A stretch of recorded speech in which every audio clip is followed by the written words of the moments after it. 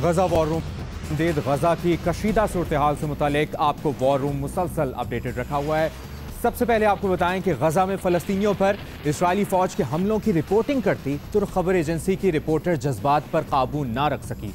खातून reporter जब इस्राएली फ़ौज की वहशियाना बमबारी करने वाले मासूम फ़लस्तीनी बच्चों और शहरियों की हालत ज़ार बता रही थीं तो उन्होंने कहा कि यहाँ कोई एम्बुलेंस नहीं, कोई पेशावर अमला नहीं है। आम लोग अपनी मदद आप के तहत अपने जख्मियों को खुद प्राइवेट गाड़ियों में लेकर अस्पताल पहुंचा रहे हैं। इस मौके पर रिपोर्टर अपने जज्बात पर काबू ना रख सकी और रो पड़ी। अफसोसनाक मनाजिर, गजा में जंगबंदी के लिए आलमी बिरादरी अब मुतहरिक हो रही है। अमरीका, सऊदी अरब, ईरान, मुत्तहिदा अरब अमारात, तुर्की और उर्दन की सिफारती कोशिशें तेज हो गई हैं। अमरीकी वज़ीर ख़ारजा एंटनी ब्लिंकन ने कहा है कि इंसाफ, वक़ार और आज़ादी के साथ रहने फ़लस्तीनियों की जायज़ है, लेकिन हमास फ़लस्तीनियों की नुमाइंदा नहीं।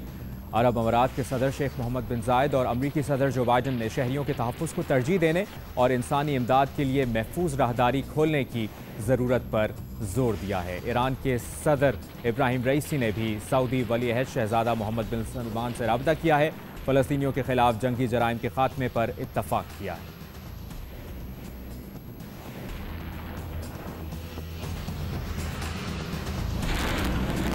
इस्राएली बमबारी से तबाहाल गजा के अस्पतालों के जनरेटर में ईंधन खत्म होने लगा है। रेड क्रॉस ने खबरदार कर कि अस्पतालों की बिजली बहाल ना हुई तो अस्पताल मुर्दा खाने बन जाएंगे।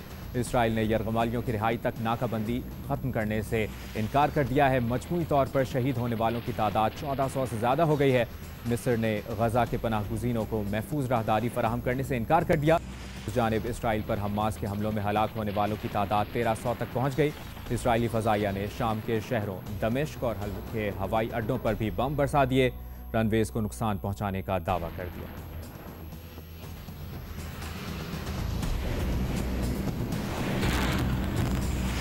इसराइल फ़लस्तीन कशीदगी पर चीनी वज़ीर ख़ारजा का भी बयान सामने आया है। उन्होंने कहा है कि फ़लस्तीन का मसला मशरक़ वुस्ता में तनाज़े का मरकज़ है।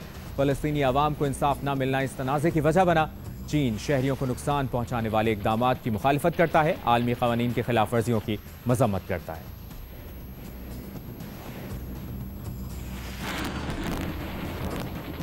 गजा की पट्टी में फ़लस्तीनियों पर इस्राएली बमबारी जारी है। यहाँ ये देखना ज़रूरी है कि इसराइल दुनिया की बड़ी फ़ौजी क़ुव्वत है। इसमें हम आपको समझाने की कोशिश करते हैं कि इस बड़ी फ़ौजी क़ुव्वत के पास क्या क्या है। इनके फ़ौजी एहलकार 1,69,500 एक्टिव एहलकार हैं, ये जिनकी हम बात करें, जबकि 4,65,000 रिजर्व हैं इसराइली।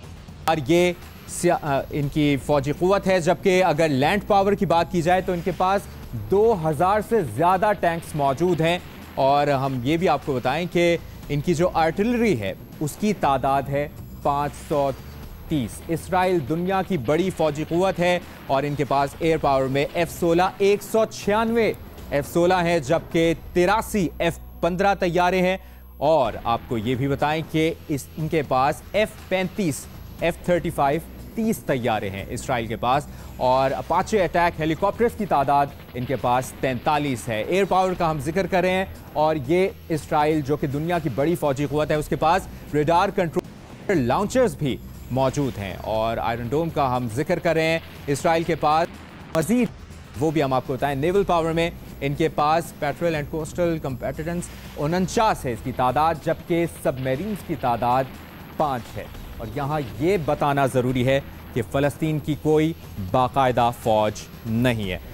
वॉर रूम से नहीं, आप जियो न्यूज़ के साथ रही वॉर अपडेट्स के लिए।